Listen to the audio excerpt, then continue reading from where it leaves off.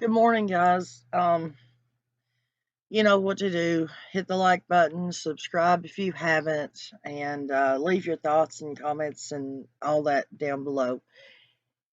I hope you all had a wonderful night. Um, I know the two videos I left yesterday with the news interview with the John Pruitt, the lead detective in Summer's case, was short and a little bit snippy. Sorry about that, but this whole thing just really irritates me, and I'm going to put the 11 o'clock interview that they showed on here too. But I'm going to put my opinion on here and just understand these are my opinions. First of all, in the first clip I played, I don't know if this is going to pick up or not, but I'm going to play this and I want you to hear it if you can, and then I'm going to say something about it.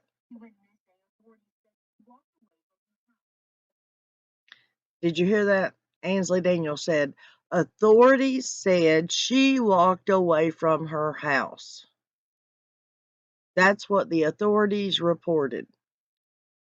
I mean, in the earlier clips, yeah, I know that's what that was reported, but later on they went with the story that Dawn and Candace was saying, which was she got gone out of her house.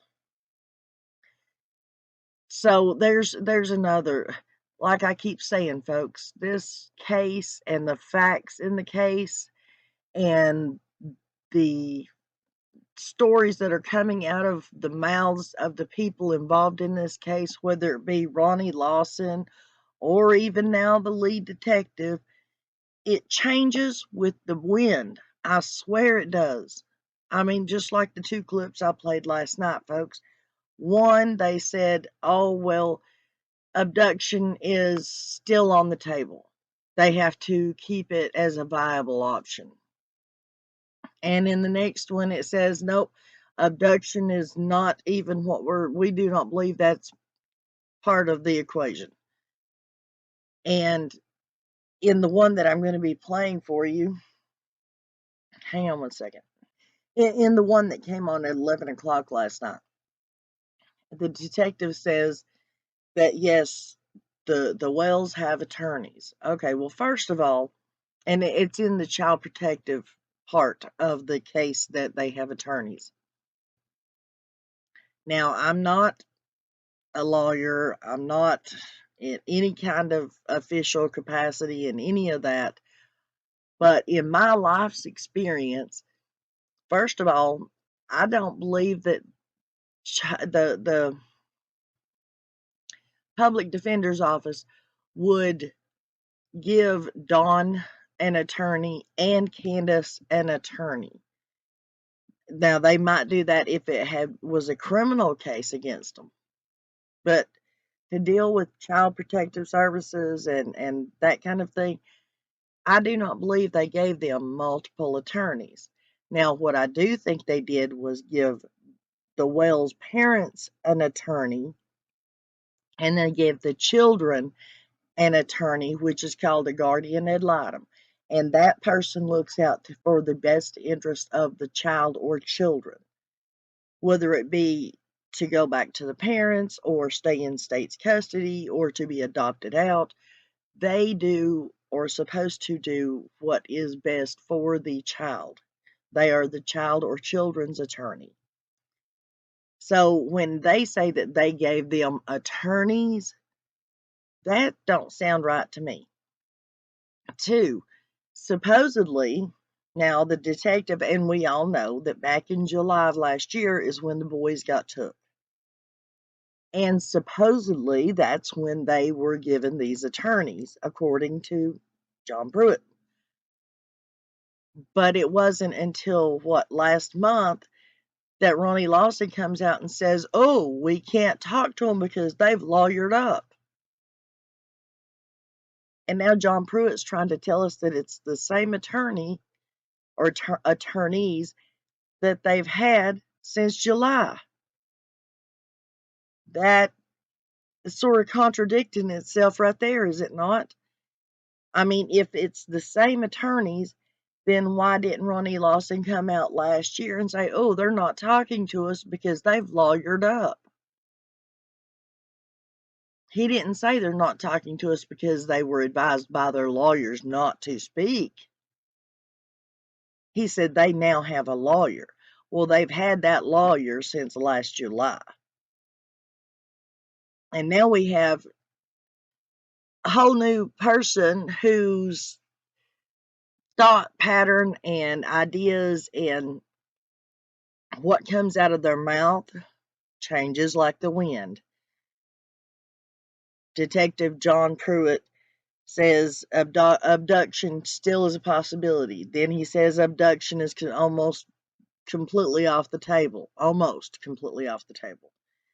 Then he says, oh, well, they were working with us, but then, they stopped talking with us because of the lawyers. But then again, their lawyers they've had since July of last year.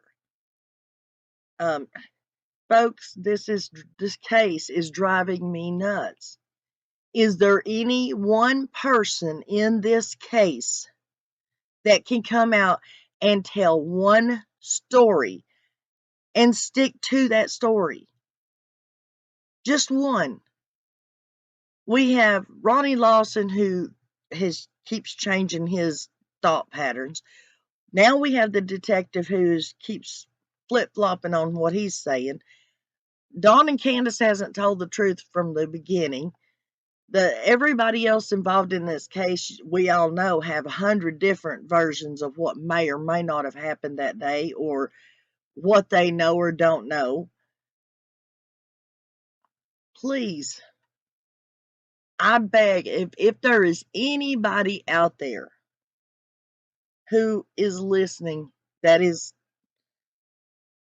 maybe involved in this case in an official capacity, that knows that there is one story, just one, that has stayed the same since the beginning, other than the fact that this baby is missing, please let me know. You can be anonymous. You don't even have to put it on comments. My email address is listed under the video. My P.O. box is listed. Anything you want to know about me is listed under the video. I beg of anybody who knows a fact, one story that has stayed consistent throughout this past 10 months, other than the fact that the baby is gone. That's the only thing that's ever stayed the same. Please let me know. I would like to have some kind of faith in something or somebody that is involved with Summerwells' case. Oh, this is just driving me nuts. And before I let you listen to the audio from the news last night, I will say once again, law enforcement needs to get a warrant and go to that property and search the septic tank. I know there's plenty of people out there that's tried to tell me, oh, they've searched it. Well, evidently, nothing's working to this point. So maybe they need to search it again. Maybe they do need to go up there and pump it out.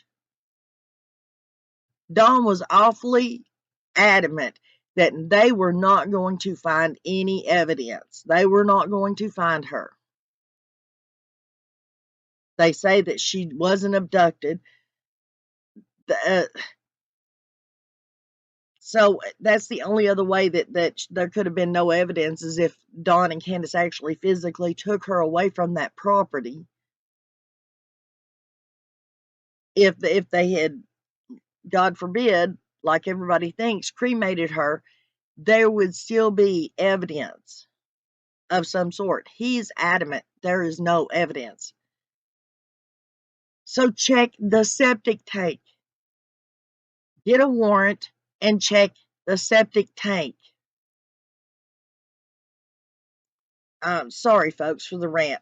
This is really, really getting to me. It's really pissing me off.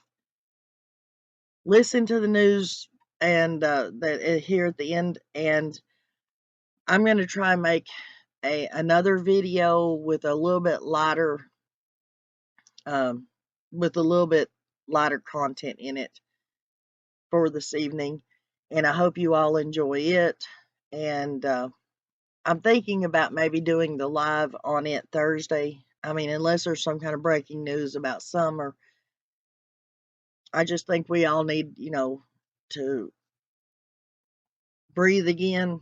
So Thursday, I want to maybe make it a little bit fun and talk about a lighter subject. So stay tuned, check out the video this evening and find out all about it. And we'll talk to you later, folks. Listen to the news break here. News Channel 11 dives deeper into the disappearance of Hawkins County 6-year-old Summer Wells. And for the first time, we're hearing from the lead investigator at the Hawkins County Sheriff's Office in charge of the case. Tonight, he tells us what the Wells family relationship with law enforcement looks like now, as Summer's father remains in jail and lawyers are involved. In February, Sheriff Ronnie Lawson told News Channel 11 that the Wells family had lawyers and were no longer cooperating. The lead investigator for the case explained how that, as well as how her father's current stint in jail on unrelated charges, hasn't moved this case forward. The family has attorneys involved, and that is not a direct line of communication. That tone is quite the change from what it was last year when Summer was first reported missing. It was pretty good.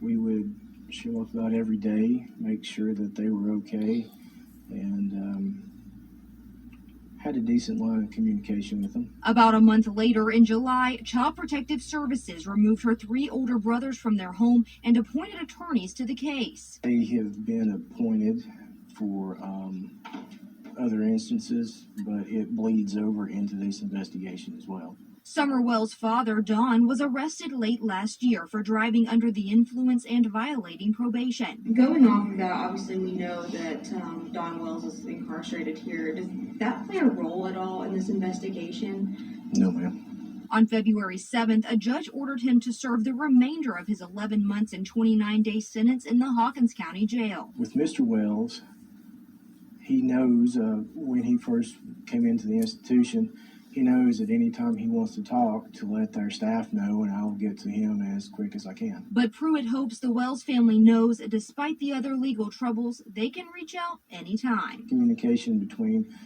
me and the family have changed, but I hope that they still understand that they can come talk to me at any time they want to.